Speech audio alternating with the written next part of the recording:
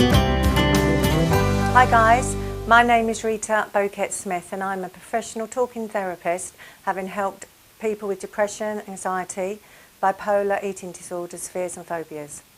I'd like to say that I've had the pleasure of working with well over 2,000 people in the last 10 years here at my practice in Epping and now in Woodford Green. The reason I decided to start some free quick training videos is because I cannot sit back and watch another young person commit suicide. We have all been devastated by the heartbreaking news of the beautiful Caroline Flack taking her own life last weekend. I don't want to go into the arguments of who's to blame, as there are so many factors involved, but I do want to help people understand what was going on in her mind psychologically for her to do this. This is where change can happen. I also happened to be with my niece Emily when we had the news that Mike, the narcissist, had taken his life. And again, the news just saddened us beyond words. Caroline and Mike's death are one too many. I have friends who have lost sons, husbands, fathers, brothers in this way, and I really believe that when you train people how to think in a healthy way, this tragedy and devastating loss of life will be eradicated from our society. Montana Brown struck a chord with me when she said Mike had been to see a therapist, but the therapist just wanted to talk about his feelings, but he wanted someone to tell him how to get out of this dark place and how to make himself feel better. He wanted to take responsibility for his own emotions and for getting himself sorted, and he couldn't. I have now heard this from so many of my clients who need help to prevent themselves from losing their mind. People really need help to know how to do this. Unfortunately, in this present society, where social media is so prevalent and so damaging, words alone will just not cut it. So for anyone watching now who feels powerless, feels that life isn't worth living, I want you to take a seat and believe me when I say I will train you out of this destructive thinking. I'm going to show you how to create a healthy mind. I actually hate the word mental health, as words are incredibly powerful and already you're thinking along the lines of being mental or crazy. So let's start by saying I'm going to train you in emotional health, okay? Where you have to learn, where you're going to learn these skills and they will have a permanent effect on your emotional well-being. We have to learn from these tragedies and really help those who are vulnerable.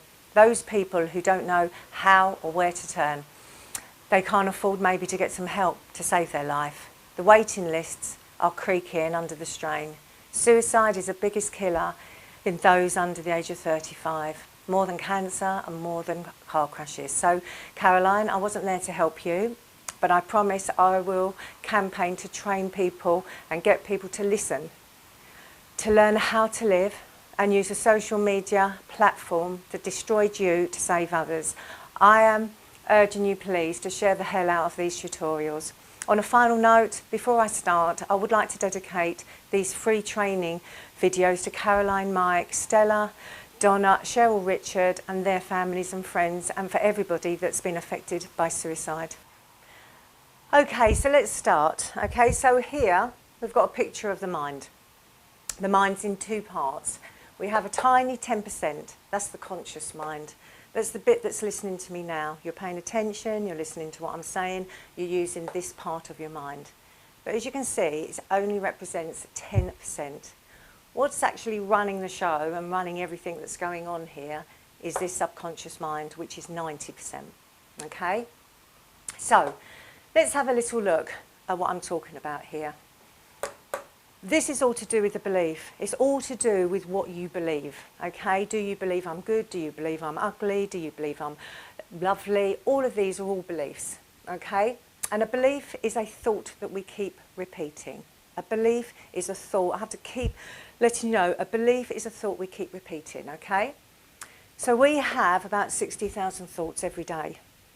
It says anywhere between 40 and 70,000, but this is how I learned. 60,000 thoughts a day as a ballpark figure, okay? Now, what happens is we have two types of belief. One is a fact. So this is a black pen, Okay, we believe that. This is a whiteboard, we believe that. This is a glass of water, we believe that.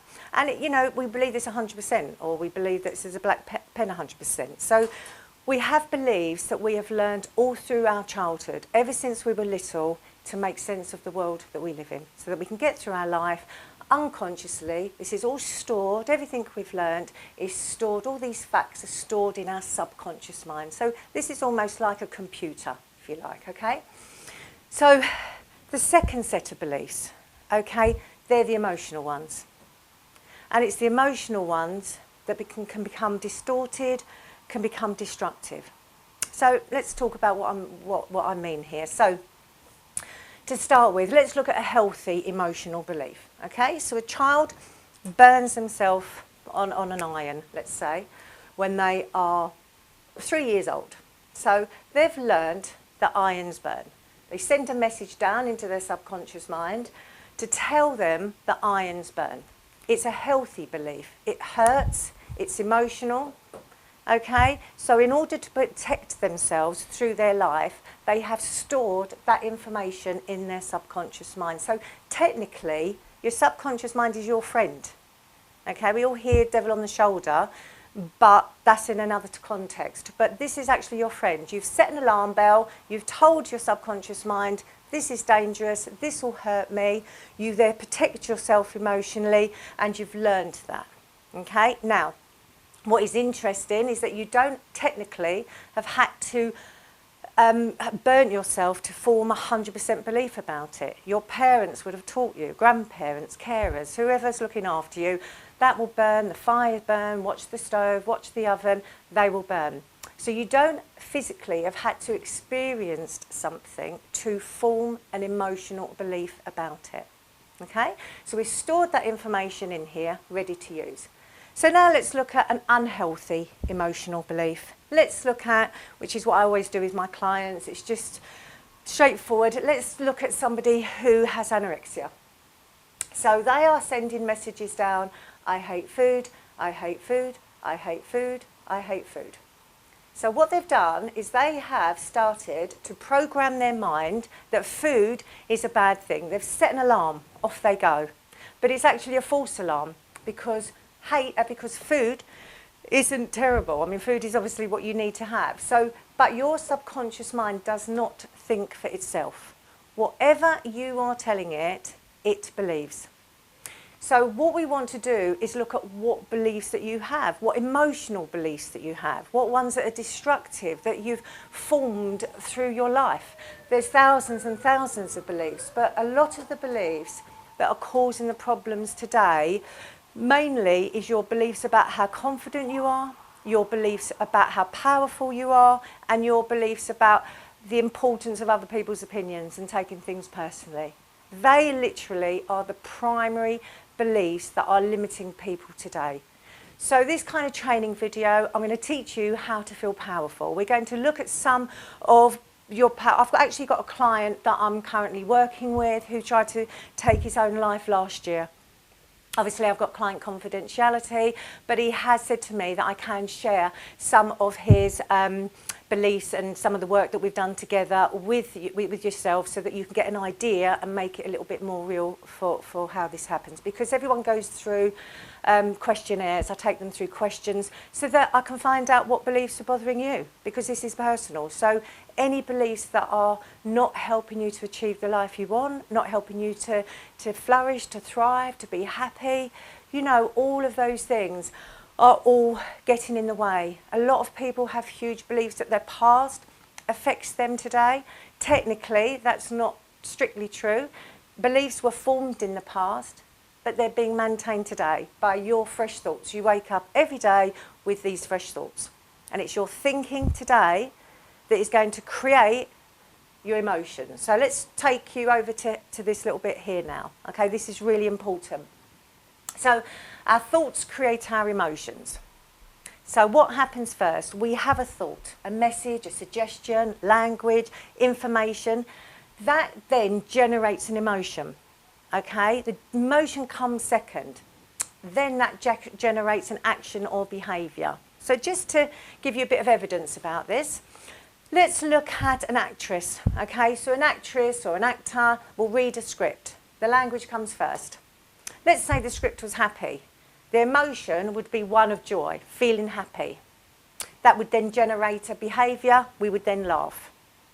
In the same way, if we read something sad. You know, I used to, as a child, look at all these actresses and think, how can they just put on tears? Because I just couldn't believe that somebody could do that. But of course, their language is what is creating their emotions. So they're reading a script, it's very sad, or we're watching a TV programme and it's very sad.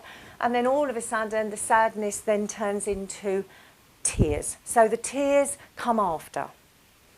To really show you how powerful this subconscious mind is, let's look at somebody who blushes. So a lot of people have a fear of blushing. So they say, I always go red, I always go red, I always go red. So they're programming into their subconscious mind. Their subconscious mind believes that they need to go red every time they feel embarrassed. And hey presto, you do become, you blotchy chest, or I used to suffer from that as a child myself. So if you feel embarrassed, you read the message or somebody says something to you that generates an anxiety, a feeling of panic, that then generates a colour that you're going to change if you've always programmed that into your mind. Okay, so I just need you to run with this. None of this is all, you know, this is work that I've picked up over years of, you know, when I did my first course 15 years ago at Chrysalis, a hypnotherapy course.